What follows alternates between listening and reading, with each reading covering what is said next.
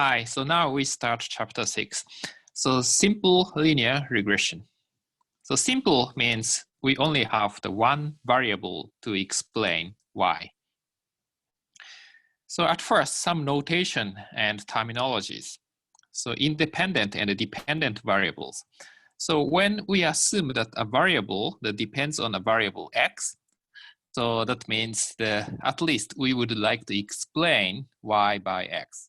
It doesn't mean x causes y, but the x explains y.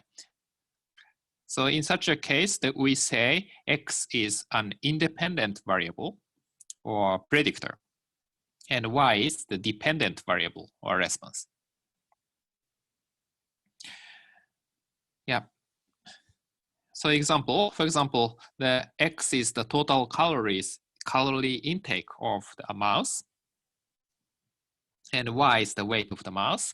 So x affects y, and it does not necessarily x affects y, but sometimes we would like to explain the y by x. So if a mouse takes more calories, then probably the weight gain is more. And another example in economics or finance, x may be an interest rate and y is inflation rate next year. Interest rate this year and the inflation rate next year.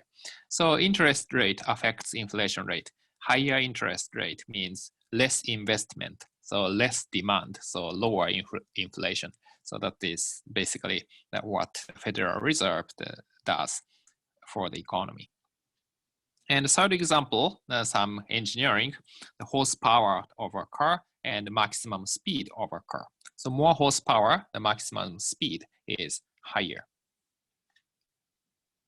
So these are typical examples that you can see. The first one is biology or medicine, and the second one is economics or finance, and the third one is engineering. So these three are the major applications of statistics. Yeah, so for now, we use x and y both as lowercase because we want to reserve the capital letters for matrix representation of the model. Okay, so what's the simple linear regression? So that is basically assume a linear relationship between x and y. So we have data xi, yi for I is equal to 1 to n. So n is the number of observations, okay? And so this is the number of observations. So for example, the 100 individuals, then n is 100. And x, y, yi are numbers. So the x may be the calorie intake and y is the weight gain. So we have the 100 pairs of variables, observations. So that is the setting. And our assumption of the simple linear regression is yi is of the 1 and xi in some sense. So a times 1 plus the b times x1. But still we have some error because x does not totally explain y. So even the calorie intake is the same, but still the weight gain, the dependence such as mouse characteristics of the mouse, such as age or also some other environments such as temperature. And also just measurement error may exist. So we have some error. So that is the unique in statistics. Y is equal to a plus bx. You have studied in middle school, but we have the error term, epsilon I. Epsilon I is, called error. And if observed, it's called,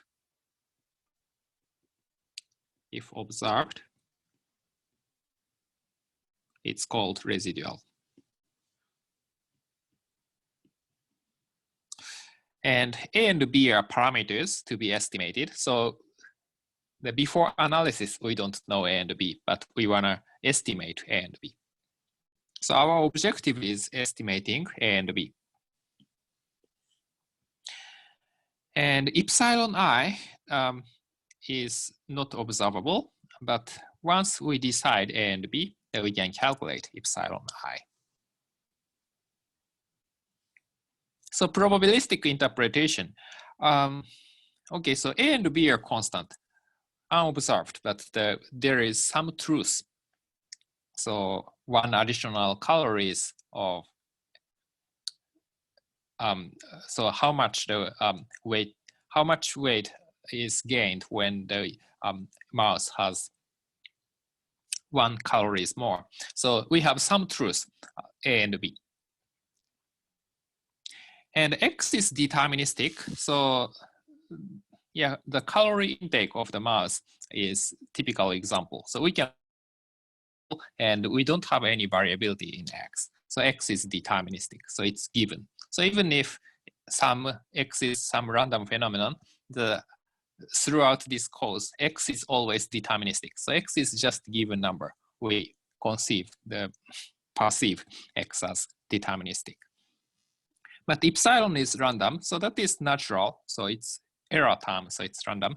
So remember that Y is equal to A plus BX plus epsilon, and epsilon is random. So that means since other terms are deterministic, Y is also random. So random terms are Y and epsilon. Others are constant, but A and B are not observable. And X and Y are observable. So that is data. So that's observable.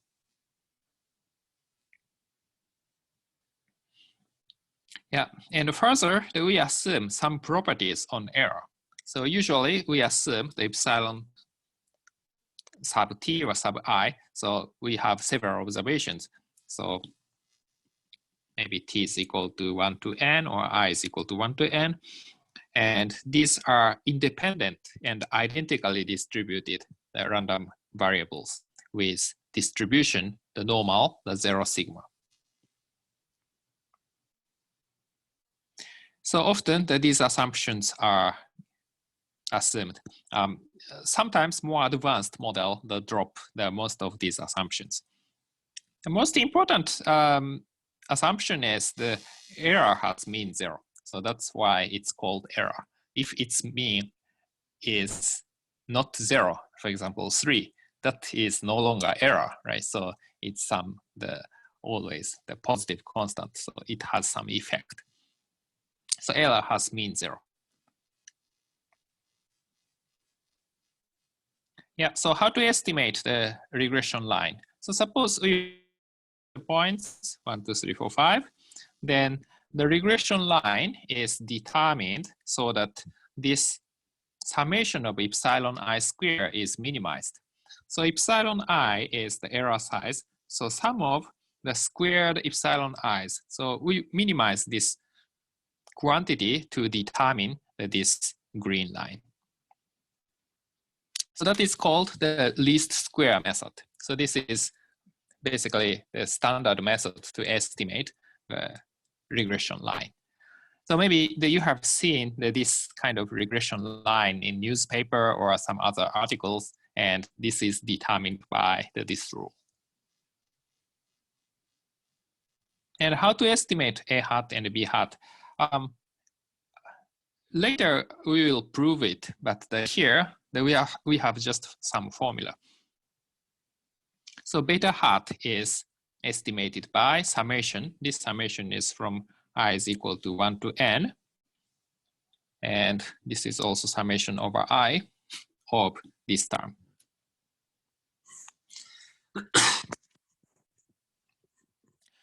So the numerator is similar to the formula for covariance. And the denominator is the formula for variance. You can even put 1 over n minus 1 on both numerator and denominator. So covariance over variance. So that is B hat. And A hat is given by beta B hat and the X bar and Y bar. X bar and Y bar are just the sample mean of X and Y. So once you are given B hat, then X bar, Y bar is a kind of the center of the data. So it's at least the natural that the Y is equal to A hat plus B hat X that goes through the center of the data. So because the y is equal to a plus bx is a kind of trend line. So trend line going through center, that is a pretty natural phenomenon. And proof here, but a hat and b hat are given by this formula.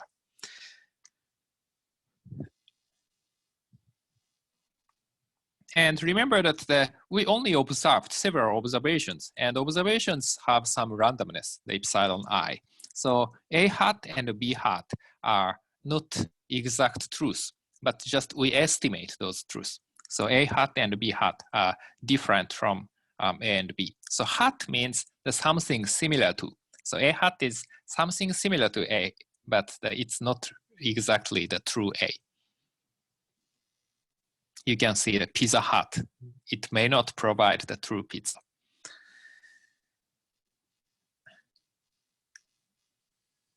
Yeah, so here is an example. So this is the data for 3-bedroom condo price in Detroit. This is from 2009, so 2010 maybe. So when I taught this class for the first time, I collected the real data. And I took the condominium price because in Detroit, there are many distressed houses. So if we use the single family houses, it's really not clear how the price is explained. So here I use the square footage and the price. And we have obvious positive these two variables, more square footage, then the higher price. Then we may assume that y is a plus bx plus epsilon. Then how to determine this line in our language? Then we can use the LM function. So at first we read the data. This is from the condo.csv file. And this data set only have the two variables, the price and the square footage. Square footage is given as an integer, but anyway, those are both numeric. And LM, y tilde x is the format. So linear model, the price on square footage. So this means the price is a plus b times square footage plus error epsilon. Then we get the result here and intercept and the square footage. Intercept is negative 265 and the square footage, the coefficient b is 0.2473, the a hat. So this is a hat and this is b hat. So this means y is equal to negative 265. This is the $1,000 plus the 0.2473x. So that means at first, one additional square footage, then price is $0.2473 higher. So one more square footage.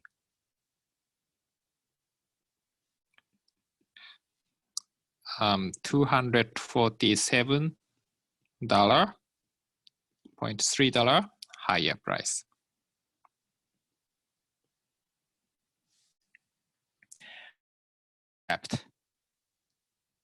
So intercept is the number when the number for y when x is equal to 0. So that means if 0 square footage,